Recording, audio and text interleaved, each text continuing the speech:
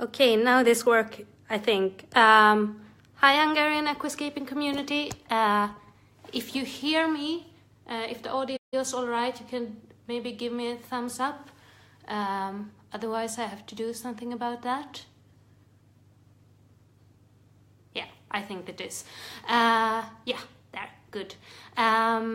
Okay, thank you so much for inviting me to do this live interview. I was very glad and excited when Miklas asked me to do this.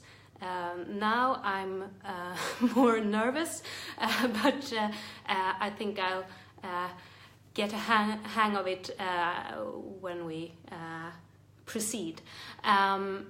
Okay, I'm going to just start talking a little about myself. I suppose that the reason that you asked me to do this interview, I'm going just to, so, oh, I'm going very dark. So, okay, the reason you asked me to do this interview, I suppose it is because you have seen my scapes on the Facebook page Aquascapers of Sweden, and this page belongs to a group of 5 aquascapers, Swedish aquascapers, and we created this page like 1.5 years ago, when we decided to create the Aquascapers of Sweden team, and we are 5 members, 4 gentlemen and myself, and we I mean, there's a lot of aquascaping teams out in the hobby, or in Europe and in the world, and like many of those, we we have no commercial interest in doing this. It's more that we love aquascaping and we want to spread the interest in aquascaping, and that more people go to that kind of type of hobby. And me myself, I would like more women to try aquascaping, because I think it's the gender, the difference in how many women versus how many men who work with aquascaping is rather big. So that's a little bit about us, and we besides having a Facebook page, which I think has about 11,000 followers, so it's rather big. We do like workshops and lectures, and we are doing a big 6-meter aquascaping tank in Sweden, in a small town called Costa. This I think in like the beginning of next year. So that will be rather cool. Yeah, that's us. Anyway, now I'm going to start with your questions, and I have to take this one off me because otherwise I will be too warm. Okay, I'm reading them aloud for you so you can hear what they were. The first question. Last week our guest Giuseppe Nissi, he started his tanks with a technique that is not well known in Hungary, called the dry start. Do you start your aquariums with immersed or submerged plants? Well, I usually don't do a dry start, because I don't have a lot of plants or a lot of tanks, and to be able to do a dry start when you have like finished one scape and want to do another one, you have to have somewhere you can keep the fishes and where you can keep plants that you want to use in your new scape. And because I don't have that space, I have to do it with water from the start. But I really think that dry start is a good method, especially when you want to do like carpeting plants or like very minute scapes. That's a really good strategy. I do, however, use like a permanent dry start, of course, in my Vabicusas. I thought that I would give you a tour of the apartment in the end, and there I use, well, of course I use dry start. You never flood those plants, and when I use dry start there, I always use plants that hasn't been grown underwater, because it's so much more difficult to get them established, and you have to work so much more with them. So I just skip that step. But I'll go back. I come back to that question in the end. Yeah. Okay. Next question. Is there any books, websites, blogs, or newspapers that you often read or follow? And if yes, can you recommend the ones you like to learn from? Well, mostly I learn and get inspiration from not one person, but rather the many of Facebook, all those that write about their experiences, because I don't think that there's like one truth. There are some general rules, but when you start in your interest in aquascaping and look at all the different techniques people use, you realize that there are many ways for you to get a beautiful aquascape. And I'm sorry for my cat, because he's frustrated because he don't get him food. I hope he shuts up. Anyway, where was I? Yeah, I think that I get inspiration from everyone, from you guys, from different Facebook aquascaping groups, from my friends, from who I ask for advice. The only person I like religiously follow isn't mainly her. The main thing for her isn't aquascaping. It's an American fish store owner called. Her name is Rachel O'Leary, and she has a YouTube channel that's called Miss Jenkins, I think. And she specializes in small fishes, and for her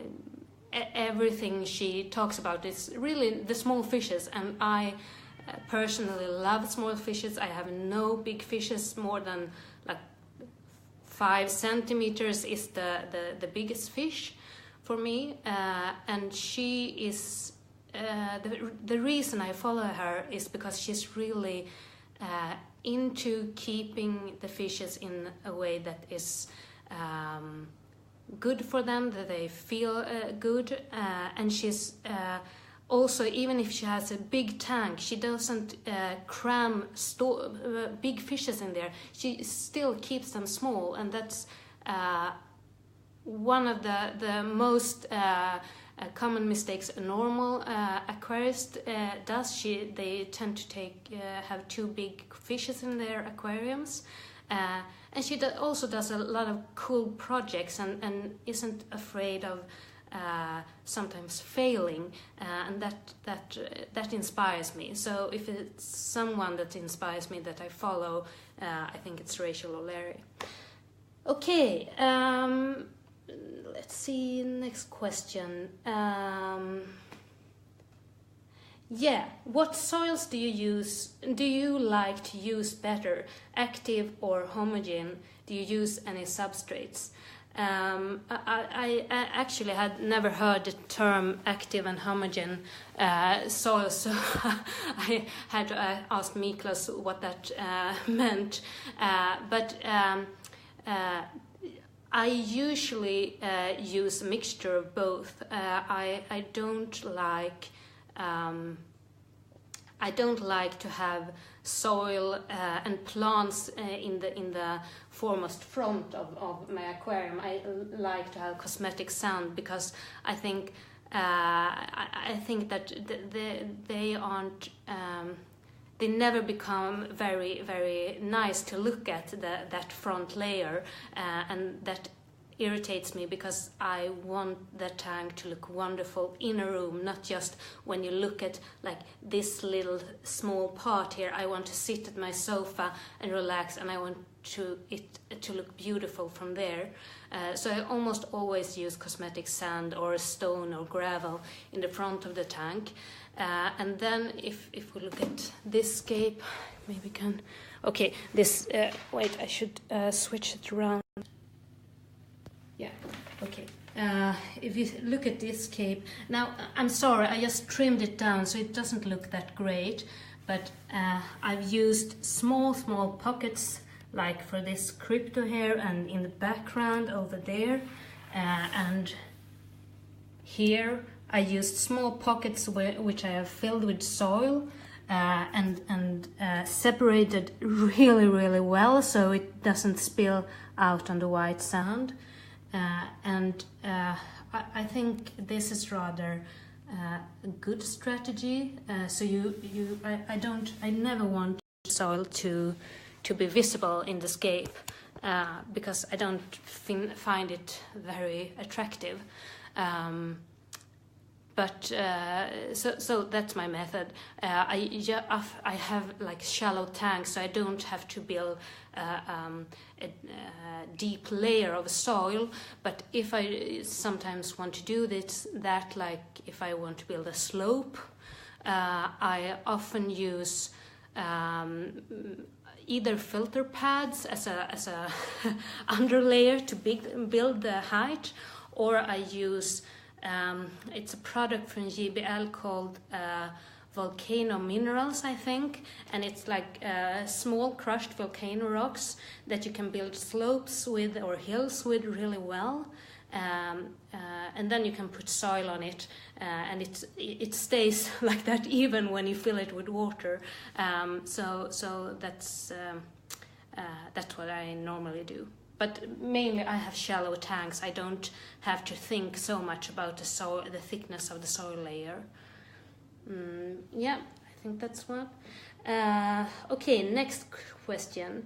You write that you don't add CO2 to this tank. Do you often build low-tech tanks? What else is different compared to your high-tech aquariums? Well, no, this is non-CO2 tank. I have built a scape here before with CO2. You can find it on Aquascapers of Sweden's Facebook page. It's called Caving In, I think. I do sometimes I do with CO2 and sometimes I don't, but I like tend to I love having many projects at the same time, and it's very time consuming to have many projects, and CO2 tanks are time consuming, so I don't have more than one CO2 tank at a time because I don't have the time to to do the maintenance, and it's not funny to have a CO2 tank that you can't take care of properly, because it will become a mess rather in a short time. And I mean, I had somewhat of a aquascaping crisis like a year ago, when I felt that, oh, I don't have the time to keep the CO2 tank. I have a lot of problems with it. Am I not a real aquascaper when I don't have CO2 tanks? And I decided that no, aquascaping isn't about keeping the most high-tech tank you can possibly imagine. It's about creating something beautiful, and it's about creating something interesting. Otherwise, it really doesn't matter. how it looks or how technical it is. And the question how it differs from a high-tech tank, well, we all know that you have no CO2, you have less fertilizer, you have less light. I have this dimmable LED light, so I can use it both in high-tech and low-tech tanks. But I mean, in general, when you have a high-tech tank, you have the challenge of keeping the balance, which is much more harder. And when you have a low-tech tank, it's not so hard to keep the balance, but you have a lot less of options when it comes to plants. So you can't you do the same things, or you have you have to be more creative because you can't do everything you want that you can do with a high-tech tank. So in some way it's more challenging, and I think that in general, if we speak about a hobby and how to further the hobby when it comes to aquascaping, we should look at low-tech tanks and really encourage those who don't want to go high-tech to try to scape in that environment, because it's so much easier. And I mean, you can do really great things. You don't have to have this super cool equipment. It becomes much more democratic as well when you don't. Okay, I use a lot of technique, and it's an expensive tank, but you could do something for a lot less of money. So that's, I think, oh, sorry, I disappeared there. So, yeah. Also, a thing about high-tech tanks and why I mean, I have one, but I don't do very many of them, is that I'm not that into competing. I don't have aquascaping as a interest to just be in competitions, and then it's not important for me to have all these perfect things. I rather have a lot of projects than one perfect project. So that's one thing more. Next question. See here. Many are urged to comply with the rules of a trend. Don't you think scaping should be more playful or free to fail, if you will? Well, that's a rather leading question, but actually I couldn't agree more. I'm rather I'm rather allergic to trends, or I mean, like this. Trends are great. They are. We are all inspired by trends. Both, even if we don't want it, we tend to be inspired by trends. But I think it's a problem when we try. We start defining what's beautiful. Just by it has to be trend. It can't be beautiful if it's not in trend. Then I think we're going wrong. I think that if you want to have a shipwreck or a skull or some other plastic gimmicks in your tank, and you do a beautiful scape around it that's perfect, suits it perfectly, that's aquascaping. It doesn't have to have all these specific rules. It has to be beautiful and it has to be interesting, but it doesn't have to follow any kind of trends. I think that only limits the hobby, and the more we limit the hobby, the less we'll be interested in aquascaping, and then it will be something for the snobs, and I'm not interested in that, and that's also why I was like, oh, I'm going to give up aquascaping like about a year ago, because I didn't feel that I wanted to do scapes that were in trend or what the competitions asked for. I I mean, I did half a year ago, I did a scape with marbles, you know, these small glass balls that you use in games. I built a silicone tree from that, and I did a scape with a lot of color, and I had some gold sand in there, and it looked like something a child would appreciate, but it was beautiful, and that's the point. But if I would have entered that into a contest, I don't want to hear the comments from the judges. I would not have, I think I would have been disqualified. But that was what I'm thinking about trends. We should use trends to inspire us, but not make them the law, because then we're going wrong. Yeah. Next question.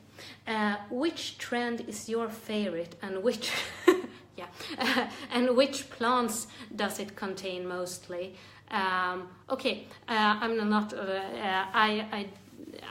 I don't have a trend that's my favorite, so I just skip that part of the question. But when it comes to plants, right now I'm a lot into I don't know how to pronounce this, epiphyte plants, like Anubias, bushaphilandras. I like different kind of mosses and the smaller Cryptocoryne species. And I think why I like them is in the recent years we have hardscape contests, and these when we see these winning escapes from the hardscape contests, we are blown away. And often when people post pictures of their hardscapes, oh, this is amazing. And then I see the tank 2 months later when all the plants have grown in, and you can't see the hardscape anymore. And it was like maddeningly beautiful, and they have put hours of thought and work into it, and you can't see it. And I really like hardscapes. I think aquascaping is about plants, and hardscape and fishes, that's the content of escape. And mosses and Anubias and Cryptocoryne, they are species that you have to form with the hardscape. Not you can't hide the hardscape. It forms together with it, and that's why I think I'm at the moment very into those kind of plants. And if I'm going to move away, you can see that there are not a lot of plant moss beside the hardscape. It follows the hardscape very well, and that's what I really like right now.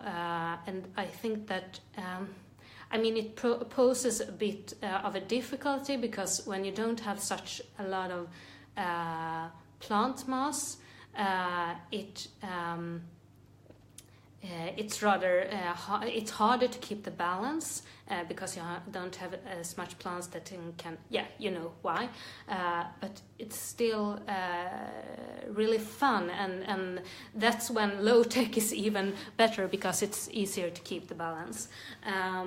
So that's my answer to that. I think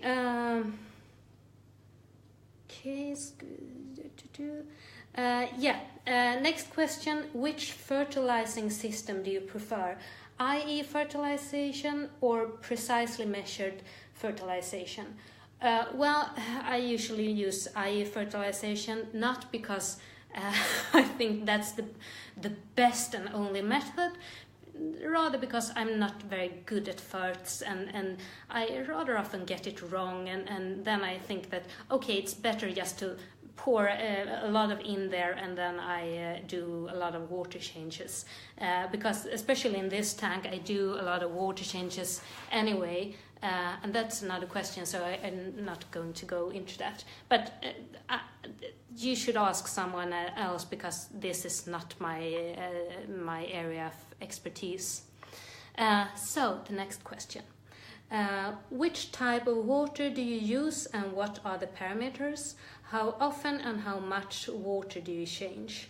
Well, in Stockholm, in Sweden, where I live, we have very soft water, neutral water. It's really good for keeping fishes and plants. If you don't like have Malawi biotope, then it's not good. But for South American or Asian fishes, it's really good water. I don't have to do anything with it. I just pour it into the tank. And yeah, the second part, how many water changes I do. I usually do about 50% in this tank, and it's not because it's not a lot of bioload. Can see now. I'm going to turn around again. You see, okay, I fed them, but you see, there's not a lot of fishes in here. They hide a bit, but it's very few. And I have okay, now you're going to see the bad part of my aquascaping, but the filters and some. Yeah, you know how it looks. I have 2 big filters in here, so they are really it's really well filtered tank, and the reason for this is that I get a nice flow. It's rather hard otherwise to clean up all the debris, because even though it's very well filtered, it's very few fishes in here. You can see that there's all these crooks and crannies, and they are the dirt, the debris really gets stuck in there. So I have to siphon out that rather a lot. And since the volume of the tank is only 84 liters, I don't have to do so big water changes, but I do it anyway, because when I maintain it, I need that volume just to suck up all the debris I want to suck up. Yeah, maybe not the best English, but anyway. Okay, yeah, in my paludarium, which I'll show you in the end, I do about 30% water change each week. It's not, yeah, it's rather uncomplicated. Okay, next question. How long have you been doing this? What inspired you to do this kind of aquaristic? Well, as many of you maybe, I had aquariums as a child. I kept 50 guppies in a 50-liter tank with a small filter and just a little plant, and the fishes died like crazy. And then I decided that I wasn't a kind person enough to keep animals, because I just killed them. So I stopped having aquariums for about 15 years. And then I was 26, 27, and decided that, yeah, I'm grown enough. I probably are able to keep aquariums, and I'm not going to kill the fishes because I'm grown up and know what to do. So I started and bought my first aquarium, and it was like a normal aquarium, and nothing, it looked nice, but nothing fancy. And then I have always been very interested in keeping plants. My parents are gardeners. They owned a garden center and a flower shop, so I have gotten an interest from them in planting, keeping plants and arranging them in aesthetically pleasing ways. So I also built a terrarium with a rainforest biotope. So I had this big aquarium, a big terrarium, and I was rather pleased with that. I felt satisfied. But then I met a boy and fell in love, and after a while he we decided we should move in with each other, or I moved into his apartment, and my big tank and my big terrarium didn't really fit in there. They weren't nice. They were the wrong shape for the room and everything. So I kind of persuaded him to do a big paludarium in the hallway of our apartment, and that turned out rather nice. So he was very pleased with that, and he could like brag for his friends and say that yeah, I have a very cool terrarium or paludarium at home. So he was satisfied, I was satisfied. But then I want an aquarium as well. I want something more. And then I thought, oh God, how am I going to convince him to let me have this aquarium? So I started looking around and tried to find something that looked really nice. And then I discovered aquascaping. So I went and said to him, darling, look here at these nice pictures. Don't you think we should have this one in our living room? And he said, oh yes, they look very nice. Go ahead. So I went ahead, and this tank, first, but with another scape, was the result. And really, from that, I started aquascaping, because I realized that the more beautiful I did the tanks, the more tanks he would let me have. So it's a balance. Yeah, okay. I think that's a long answer to that question. Next question. What's the first thing you do when you start a new tank? What's your method? How long does it take for the tank to be done? How long do you keep the aquarium? Do you keep anything from it to the next aquariums? Okay, that were several questions in one question. The first thing, what's the first thing you do when you start a new tank?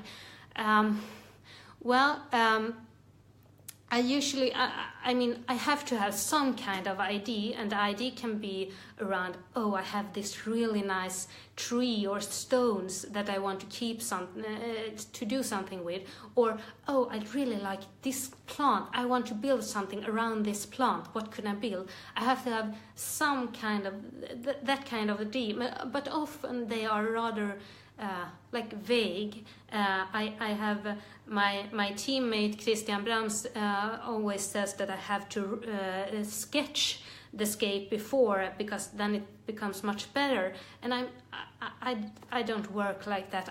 My mind doesn't work like that, and I'm not a good sketcher as well. I think sketching is good, especially when you build nature-styled aquariums with landscapes, with different mountains and such things. Then it's good to have a more precise idea.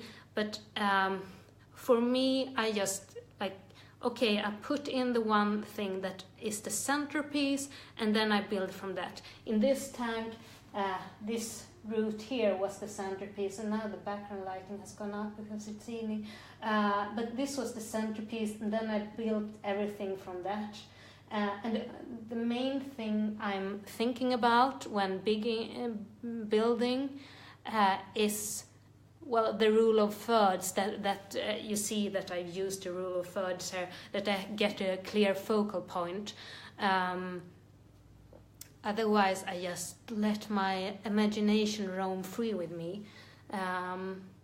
So that's the first thing in my method. How long does it take for the tank to be done? Well, I usually have to store the fishes in a plastic box while I'm doing this, so I don't take more than a week. But it differs. Something I do in one day, something I do in several days. It depends on the tank and how complex the scape is. I don't do extremely complicated scapes, but yeah. I don't know. I mean, I let it rest for a while to just go back, do something else, and come back and look at it. But I'm a rather not quickscaper, but I mean, I don't do it for 5 weeks before I'm satisfied. That's I'm not patient enough. How long do you keep the aquarium? Well, I keep it until I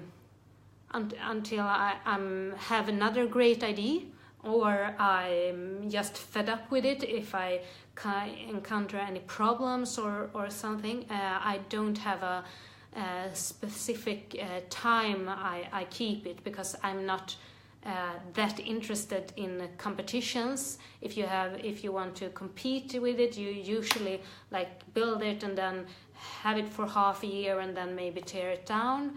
This one I built in June, I think, May or June, and I think I'll probably keep it for at least half a year. I'm rather satisfied with it.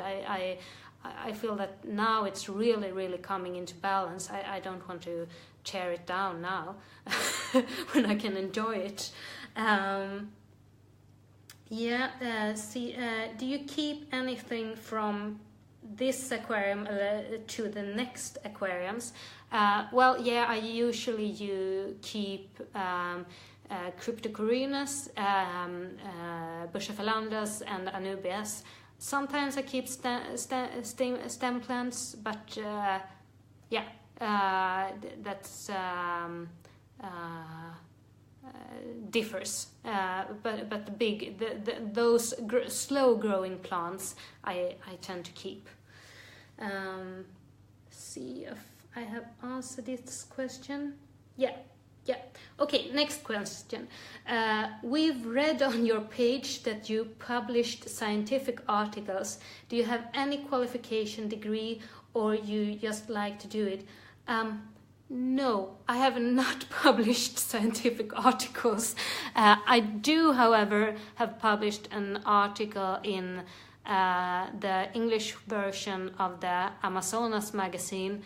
It was published I think in January, February this year, and it's absolutely not a scientific article. It's about, my views as an aquascaper, or my take on aquascaping, how I think when I get inspiration to my aquascaping, and the main point I want to do there is that I like aquascaping or aquascape or scapes to be both beautiful from afar and when you go up close and look at all the details. I mean, I do love Iwagami scapes. They are beautiful, but they are and they look beautiful from afar, but I want a scape when you go really close. There are going to be a lot of details, and you can find new stories within the main story of the scape. I always want to have a story with my scape, but then you can go close and you can find other things, details that you couldn't see from afar. If you see, I'm going to. If you see this scape, I mean, we have a bright wall, a bright cabinet, and then bright sand, and the scape rises from the sand. And I think it melts into the room, really beautiful. But if you go closer, you look at all the small details, the different Bushaphalandas and mosses and different species of Anubias, and you see other things. And I have now I can't show them to you, but because they are hiding.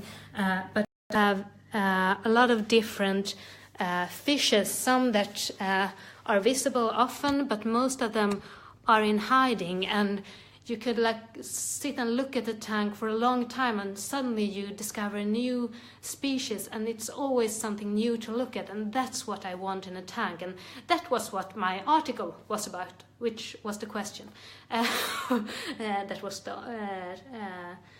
put. Okay, so no scientific article, but an aquascaping article. Next question. What does Sweden style mean for you? Would you say a few ideas about this? I have no idea what Sweden style is. I think my teammate Tommy Westlie often tries to describe my escapes as the Scandinavian style, and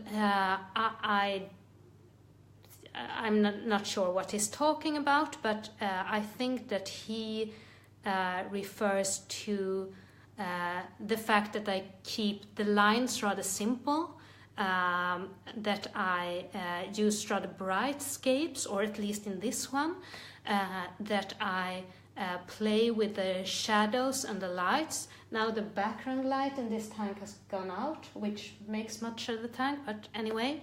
And if I would summarize something that maybe could be a Swedish style, but it isn't. I can't see any Swedish trends in aquascaping. But what I would like maybe the hobby to be more about is that the scape should fit into the room where it's placed as well, because I'm much about how to get more people interested in aquascaping, and I think that if we do scapes and talk about scapes and share scapes that are more where we can see more of the room, we can show them what a great piece of art it can be in an apartment, and more people maybe get a bit excited about that. Yeah, anyway, I don't know what Swedish style is, but yeah, you can take whatever you want from that answer. See, next question is, by your opinion, what are the most common mistakes people do with tank maintenance that should be avoided with experience? I mean, there are different kinds of levels when we talk about aquascaping or high-tech maintenance. I'm really not the best person to ask. There are people who are much more experienced in that field and can tell you that these and these and these are the most common maintenance mistakes. I'm not going to go into that subject. When we talk about common aquarists, I think the biggest mistake is that we underestimate the impact that our fishes do to the biological balance of the tank, that we use too few plants or filtering in some other way to keep the balance. But I don't feel that this is my area of expertise. I would ask some other guest. The last question. Do you regularly measure water or light parameters while managing a tank, or do you use solely your experience? I usually measure when I see there's a problem in the tank, not when I see that, okay, everything is okay, plants look healthy, fishes look healthy, why would I bother? Maybe I should measure more, but I mean, I'm not diligent enough for that. I'm not really the right person to ask. Okay, that was all of your questions, and I have seen that you have posted me questions, but I have a big time trying to manage everything and keep answering these questions, so I'll answer afterwards. Anyway, okay, so I'm going to give you a quick tour of the other, well, this is the mainscape I am having, but I'm going to show you my Vabicusas and my Paludarium quick, and yeah, I do that now. So, now I'm going just to turn on the light, because I had to turn it off when I was doing this. Let's see, here's my Vabicusa. This is my swamp Vabicusa, and as you can see, these are, my cat ate a plant and he's eating one more, damn him. But this is a, you see, a rather simple thing, but it looks really nice in real life. It doesn't look as nice on camera, I think, but you can see this is cool. This is the Utriculare, who is growing like mad, and you know how hard it is to keep Utriculare alive in CO2 tanks.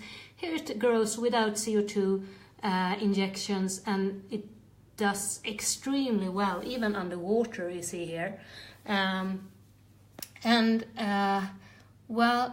This is of course dry start, and when I do a Vabicusa, it's important to, or I think it's rather helping if you start with immersed plants grown directly from the manufacturer or the supplier, because it's so hard to get underwater plants or leaves from underwater growth to grow really nice. You have to watch it constantly, and that's often when people give up. But if you use overwater plants or plants with overwater leaves, it's really easy. And what you can see here is that I used a lot of live sphagnum moss, and I think that's rather good because it helps keep the balance. It doesn't get cyanobacteria as easy. In general, algae doesn't, it helps with the biological balance, so that's good. Here's another one with some strange lighting on it, so sorry for the lilac image. See if I can get a better view. No, I can't really. This is a bowl from Costa Boda, which is some moss, and then I have small plants grown on the bottom. And you can see, I mean, like Anubias, it's freaking impossible to grow immersed if it hasn't grown immersed before. You have to struggle so lot with it, so I really don't recommend that. But it's rather nice as a corner piece. Okay, then we're yeah, that's the tank. So then there's my little, well, I like swamps. This is a really cool root where the mosses grow up, and you have this hydrocotyla with flowers, you can see here, and it's just a nice little bowl. I'm rather proud that I got it to work as well, even though the glass is so shallow. But again, the sphagnum is really helping with the environment, and it grows really well. Yeah, okay, the paludariums I'm going to show you in the end.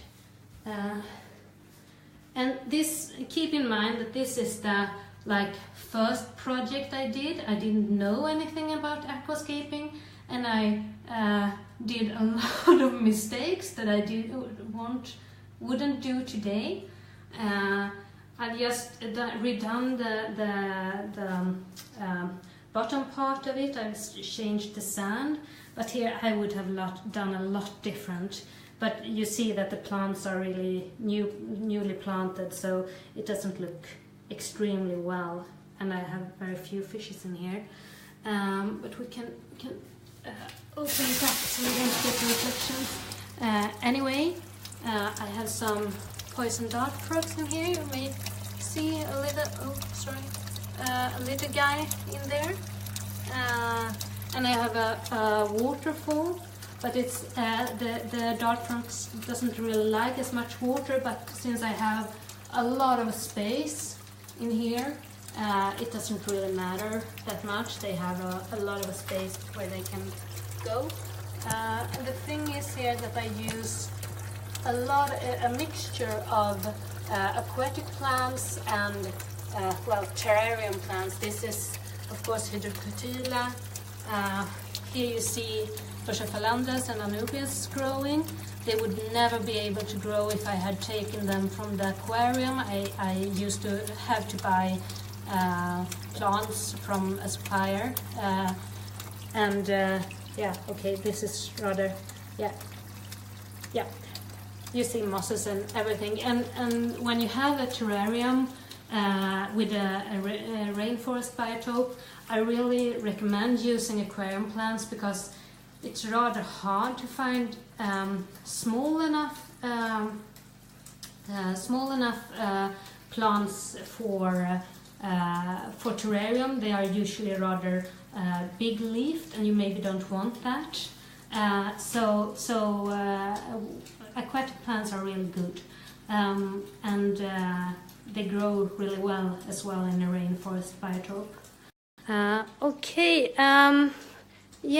I think that's everything. I mean, this has been very fun, and I would like to hear from you as well and your thoughts about everything that I have been babbling on about, because I mean, one of the great things of Facebook and social media and everything is that we can talk to each other from across the world and get each other's point of view. So I would love for you to